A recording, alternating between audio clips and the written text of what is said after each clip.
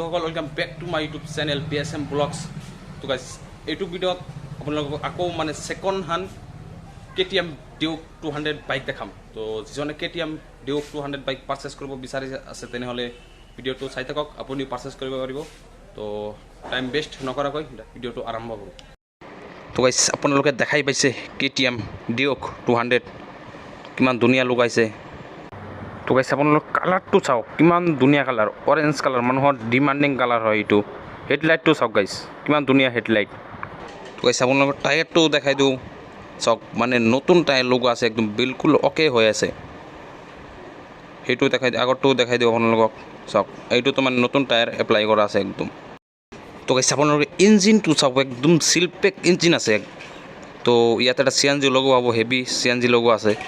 তো গাইস এইটোত আপোনালোকে ডুৱেল ডিস্ক ব্ৰেক পাব, এইটো দেখাই দিওঁ আপোনালোকক। কিন্তু আপোনালোকে এইটোত ABS ব্ৰেক নাপায় চাওক। তো গাইস আপোনালোকে এইটো বাইকত সিটৰ ডাবল সিট পাব একদম। তো গাইস যদি আপোনালোকে second hand KTM Duke 200 purchase কৰিব বিচাৰে তেনেহলে বহুত সহজত পাৰচেজ কৰিব পাৰিব।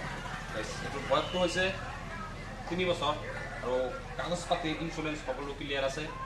আৰু প্ৰাইসটো আহিব 1,20,000 1,20,000 টকা। মানে এইটো বাইক বহুত সহজত পারচেজ কৰিব পাৰে।